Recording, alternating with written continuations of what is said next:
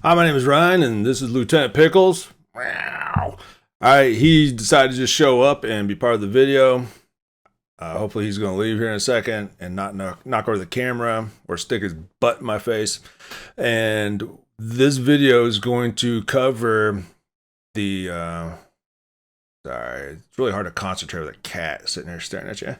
Okay, so this video is going to go over some of the other characters in the book, and I mentioned in the previous video that we're going to talk about Big Santos, which is the arch-nemesis to Jose.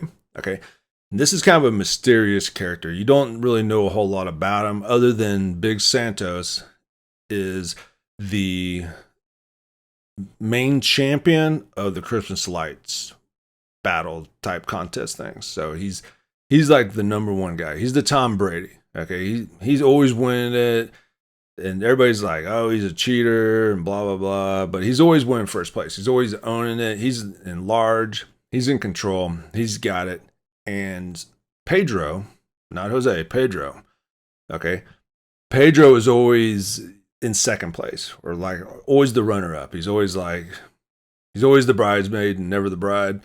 Okay, so that's Pedro, he's like, I gotta win this thing. I want to beat Big Santos, and he's going to do everything he possibly can. And one of the things he's going to do to try to beat him, well, I can't tell you that. That's part of the story. Okay, that's not getting into the characters. That's actually getting into the plot. And yeah, we're just gonna let this happen. Okay, I'm just gonna let a cat just roam around my YouTube video. Okay, hopefully he won't knock over any equipment or anything else, but I said we're not gonna edit this thing, and we're gonna just go raw from the heart, right from my mind. No gloss, no makeup, none of that kind of crap. All right, I mean that's how I roll in life, anyways. I'm not gonna put on some fake front about something. Okay, so that's a little bit my personality on how I handle things. I'm very honest. I'm upfront. I'm not afraid to have those tough conversations, whether they're good or they're bad. And I mean, that's life, right? Okay. And we got a cat roaming around here. All right. So Big Santos, he's trying to, he's always winning it. Pedro's trying to actually be the one to come and beat him. And he does some questionable actions to try to beat him in this season. Okay, he's like trying to figure out the way he can get one up on Big Santos and beat him in this big Christmas light battle. Okay, and that's kind of where Big Santos comes in. And Big Santos, on top of that, since he's won all these Christmas light battles, he's got all these like corporate endorsements. He's got his own product lines coming out. He's on billboards everywhere. Everybody loves Big Santos. So he's like the guy, and Pedro is just seething to beat him. So that's his number one focus, is to beat Big Santos in the big Christmas light battle. Now, some other characters in the book is we have Pedro's wife. Her name's Amy. Let me get my notes up here. I got my notes on the screen, and I just clicked off of them because I was trying to find some other notes. All right, so yeah, Amy is Pedro's wife. She is a psychologist, and they have a loving relationship. There's a lot of sexual tension between them. Yes, I said the word sex, and I'm probably sure you're back there giggling, and they're like, oh, sex. Yeah, I said the S-E-X word. Now, there's no sex in the book. Now, don't turn off the YouTube video, okay? And don't delete me on your favorite watch list or whatever it is, okay? Just keep listening, all right? So, yes, this book isn't sexual, all right?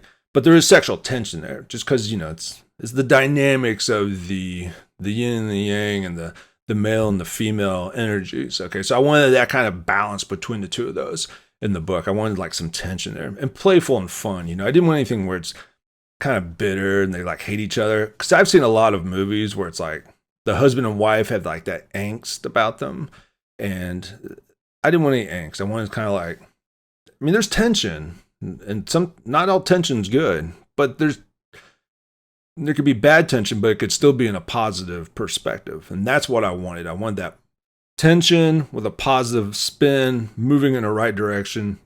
Nothing where there's like chaos and anarchy and a bunch of depravity and sadness. I wanted to be kind of happy, It's like the boat's rocking.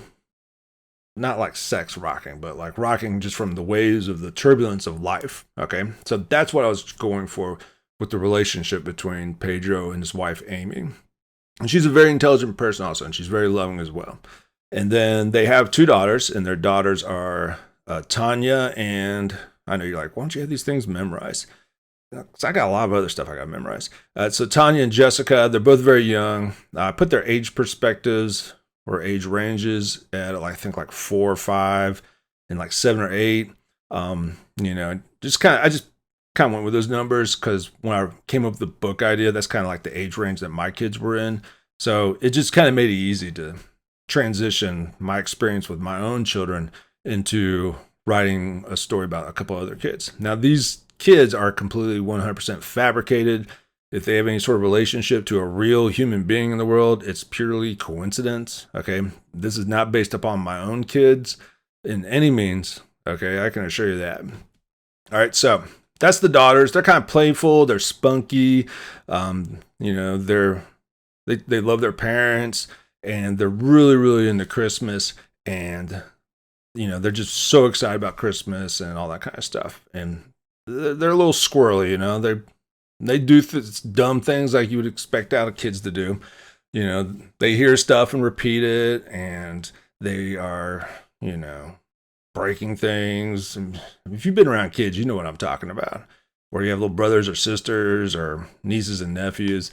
I mean, kids are, God dang, man, kids are, I'll tell you why, they need to have a brochure that says before you have kids, or are you sure you want to have kids? Because this is what you can expect. And I don't know about y'all, but it's been an interesting experience nonetheless. Very good one. Wouldn't trade it for the world. But I'll tell you why. It's every day is a new challenge. And I love my kids. If y'all are watching this, you know I love you. All right. So Tanya, Jessica, 2 daughters, very young, and they are excited because for this Christmas season, like I told you, they're getting an Elf on the Shelf, and they're 100% into the Elf on the Shelf. And I got the idea from my kids because they were originally into the Elf on the Shelf, and I can thank some other people, like my sister and stuff, who introduced the Elf on the Shelf. I think she's the one that bought the Elf on the Shelf for my kids originally. I think she was just trying to spread the demise of the Elf on the Shelf to me. She was getting back at me for something I did when I was a kid. And so that's where, that's where I got the idea for the Elf on the Shelf, was my personal experience. And then I transcended it into the book where these 2 girls, Jessica and Tanya, are super excited about the Elf on the Shelf. And they're very, very, very excited about it. And they just want to do everything they can for the Elf on the Shelf. The other character, let's see, who do we want to talk about? Can't talk about that character because then you're going to start taking your gigantic brain and figuring out what's going to happen next. Now, I will say this, though. Pedro's sister shows up. Her name's Jennifer. I don't have a sister named Jennifer. And she's just in there temporarily, so I don't even know if that's a real character. Oh, here's one. Jim Bob. I can talk about Jim Bob, because Jim Bob's right there from the very beginning. Jim Bob, he's kind of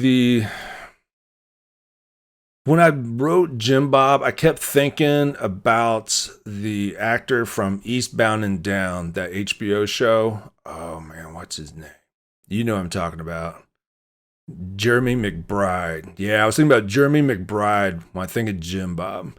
Okay, yeah, man, Jeremy McBride from Eastbound and Down. That's who I was thinking about with Jim Bob. Jim Bob is another law enforcement officer that works with Pedro. And you can see from the book when you start reading it that obviously it's supposed to be funny. Okay, he's not a super serious character in there. So Jim Bob, yeah, just think of Jeremy McBride from Eastbound and Down. If you haven't seen that show, check it out. Also check out the other one he's in called Vice Principals. That one hits home because I was trying to become a principal when I first started watching that, and I was like, oh my God. I was like, this guy's, he knows somebody that works in education to be able to see into that kind of world. They nailed it. Now, I mean, obviously it gets out of control and it's silly and all that kind of stuff, but check it out. That I've watched that series probably 3 times. I don't even watch that much TV, but I'll admit I like watching those.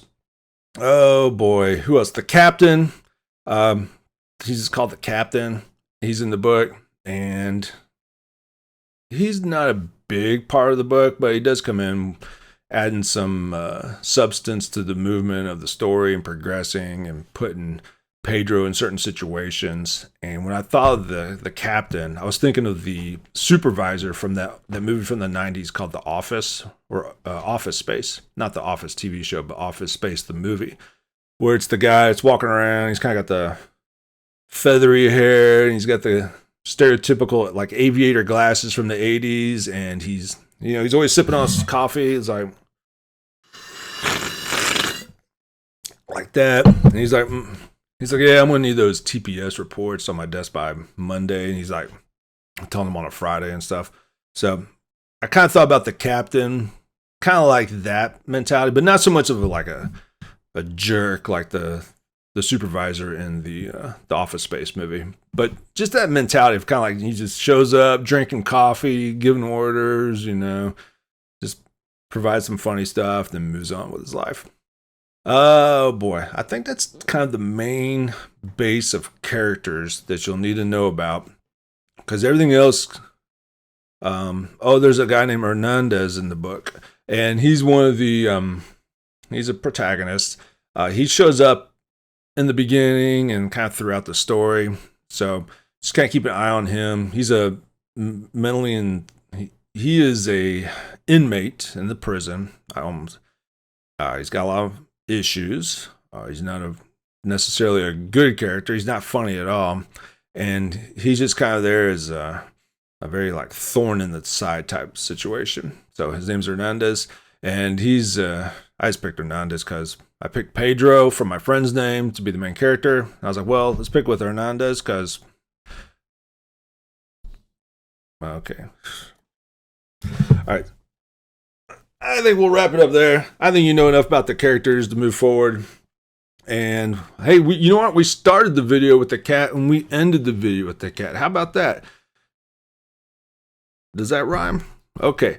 All right. We'll talk to you later. Thanks again for watching. And hopefully we will see you in another video. Make sure you like and subscribe.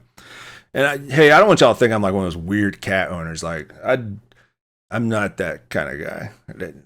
And I know you're all like already probably tweeting at this guy named Ryan, pen name Smoketron. He's a cat person, which is somewhat true. I don't like cats. Well, I mean, I like this cat, but I'm not one of those people where I see a cat on the side of the road, I just like slam on the brakes and go pick him up or something like that. Come on, man. Ow. All right. We'll talk to y'all later. Make sure you like and subscribe. Hey, East Texas Death Cat. He bites.